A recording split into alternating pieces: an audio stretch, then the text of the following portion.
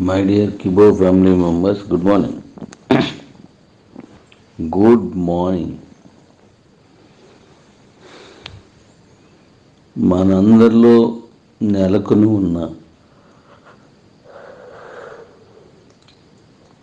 అంటే కొందరిలో కొన్ని సందేహాలని నివృత్తి చేయాల్సిన అవసరం ఉంది.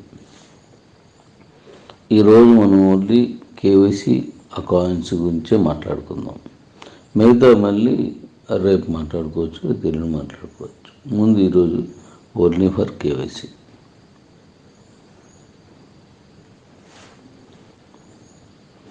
అయితే ఇందులో ఉన్నటువంటి ప్రాబ్లమ్స్ మీకు ఆల్రెడీ తప్పుడు అకౌంట్లు ఉన్నాయని చెప్పాను కదా, అవి ఓకే. ఇక్కడ మీ కేవైసీలో మీ పేరు ఏదైతే ఉందో నేమ్, ఆ నేమ్కి సంబంధించి పేరు, ఉదాహరణకి నా పేరు కిలపతి వెంకటరావు, మా నాన్నగారి పేరు చంద్రబాబు. సో అలాగే వైఫ్ ఆఫ్ కానీ డాక్టర్ ఆఫ్ కానీ ఇక్కడ మన వైపు. అలాగే మనం వేరే రాష్ట్రాలకు వెళ్ళినప్పుడు వేరేలా ఉంటాయి. ఇవి అన్ని చోట్ల ఇలాగే ఉండదు.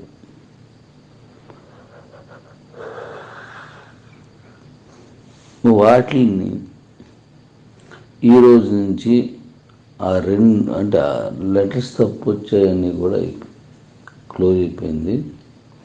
మార్చను అంటే అవి ఎడిట్ చేసుకోవడానికి ఉండదు, కానీ మిగతా మీ పేరుకి మీ సన్ ఆఫ్కి ఈక్వల్గా, మీ పేరుకి మీ సన్ ఆఫ్కి ఈక్వల్గా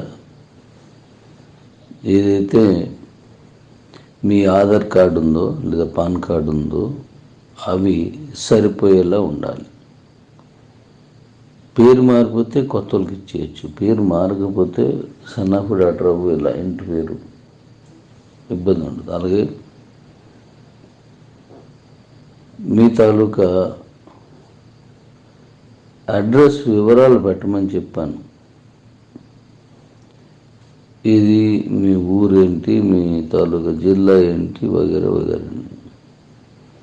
ముందు అవి మొత్తం నింపేసేయండి. తర్వాత ఆధార్ కార్డుది, పాన్ కార్డుది పెట్టండి. అలా చేసినట్లయితే సరిపోతుంది.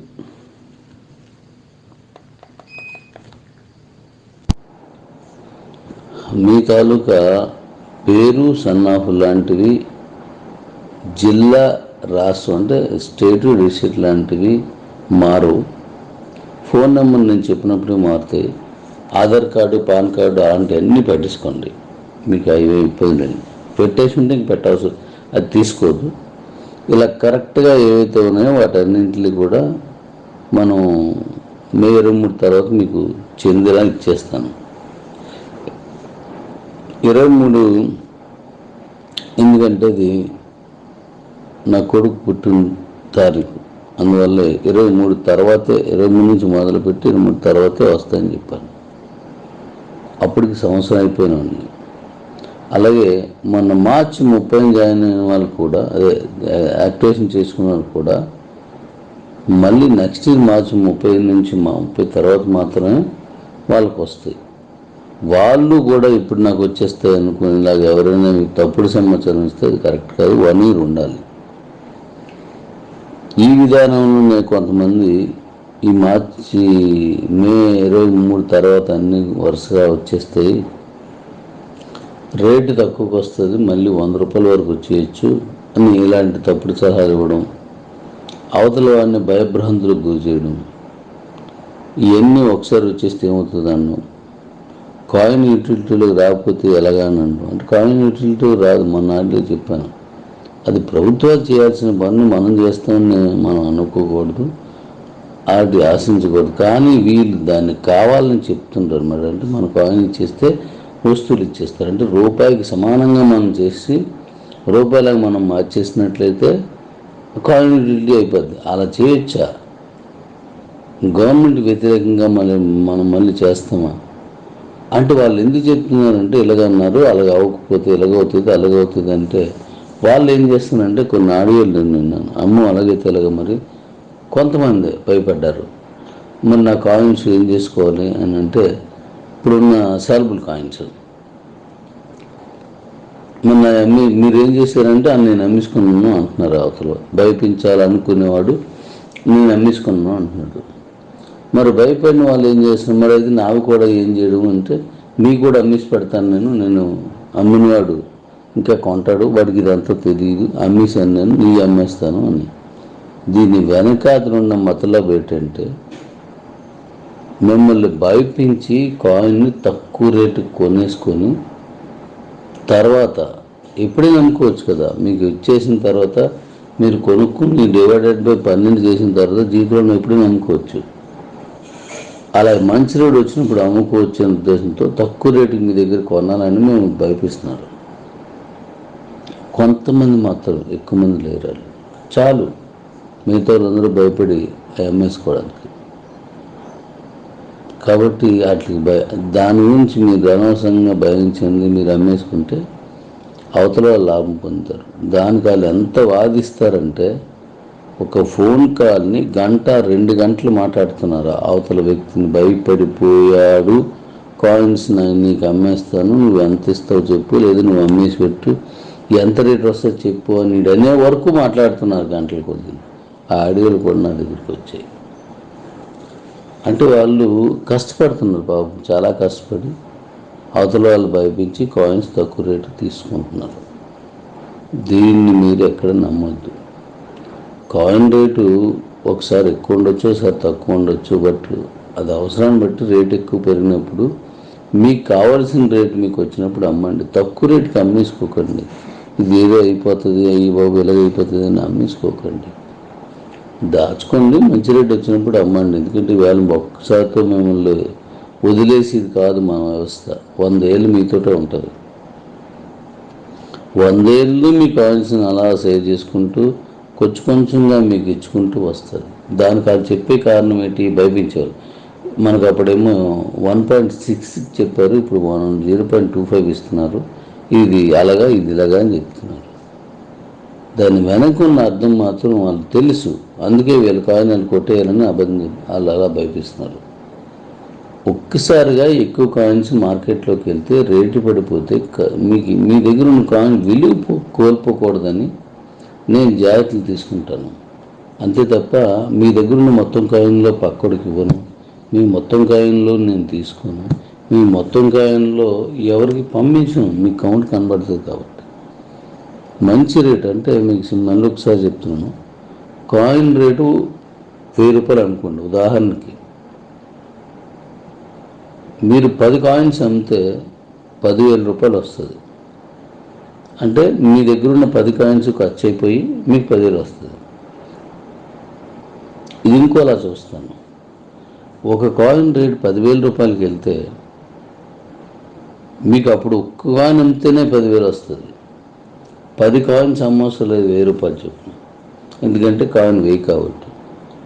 ఇప్పుడు మీ దగ్గర 9 కాయిన్స్ మిగిలి ఉంటాయి మళ్ళీ మీకు. అంటే మీ మొత్తంలో 10 కాయిన్స్ని కోల్పోయి 10,000 తెచ్చుకుంటారా? ఒక కాయిన్ మీరు అమ్మేసుకొని 9 కాయిన్స్ మిగిల్చుకొని అదనంగా 10,000 తెచ్చుకుంటారో మీరు డిసైడ్ అవ్వండి. కాయిన్ రేటు పెరిగితే మీ దగ్గర ఉన్న ఆస్తి తరగకుండా ఉంటుంది. ఇప్పుడు ల్యాండ్ రేటు ఎకరా 1 కోటి రూపాయలు అంటే ఎకరా 1,00,000 రూపాయలు ఉన్నప్పుడు మీ దగ్గర 10 ఎకరాలు ఉంటే మీకు వచ్చేది 10 లక్షలు. కానీ 1 ఎకరా 1 కోటి రూపాయలు కలిపినప్పుడు 1 ఎకరా అంతే చాలు, 1 కోటి వస్తుంది, 10 లక్షలు కాదు. ఇంకా మీ దగ్గర 9 ఎకరాలు మిగిలి ఉంటుంది. అది రియల్ ఎస్టేట్ సూత్రం. అలాగే ఇక్కడ కూడా మీ దగ్గర ఉన్న కాయిన్స్ని బంగారం కంటే భూమి కంటే విలువైనవి. అవి మీ దగ్గర దాచుకోండి, భవిష్యత్తు కోసం ఉంచుకోండి. ఇప్పటికిప్పుడు మనకు అవసరాలు ఉన్నాయని కదా అని చెప్పి చిన్న చిన్న అవసరాలకు మనం అమ్మేసుకుంటే భవిష్యత్తులో మనం ఒక్కటి కూడా కొనలేము. కష్టాలు మనకు ఎలాగూ ఉంటాయి, కానీ అట్లా జాగ్రత్తగా ఎదుర్కొని కాయిన్స్ని దాచి మీ పిల్లలకు కానీ ఇచ్చినట్లయితే అలా భవిష్యత్తు బాగుపడుతుంది. మీ తాతగారు నాన్నగారు మీ దగ్గర నుంచి ఒక ఎకరా అమ్మకుండా చేసి ఒక వీలునామా రాచి మీకు చెందేలా వదిలేశారనుకోండి, ఒక 100 ఏళ్ళ క్రితం, 80 ఏళ్ళ క్రితం, ఆ మధ్యలో తరం కష్టాలు పడవచ్చు కాక, కానీ మీరు ఎంత హ్యాపీగా ఉంటారు.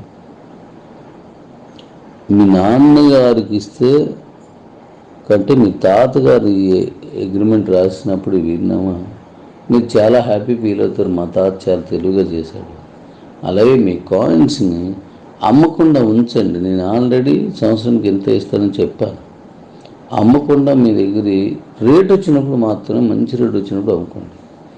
ఎవరో ఇలాంటి వాళ్ళు భయపించేసి మీ దగ్గర ఉన్న కాయిన్స్ అన్ని కొట్టేద్దామని విధాల వాళ్ళు ఎంత ట్రై చేస్తున్నారంటే దారుణంగా, ఇదిలాగవుతుంది, అలాగవుతుంది, ఇది వద్దు, అది వద్దు, ఇది అది అది ఇది, ఇంకా అది ఎంత అంటే అవతల వాడు ఉచ్చపోసిన కాయిన్స్ను అమ్మేసి పెట్టేంత వరకు వాడు ఫోన్ పెట్టట్లేదు. ఒకసారి కాదు, మళ్ళీ చేస్తున్నాడు, మళ్ళీ చేస్తున్నాడు, మళ్ళీ చేస్తున్నాడు, మళ్ళీ చేస్తున్నాడు, మళ్ళీ చేస్తున్నాడు.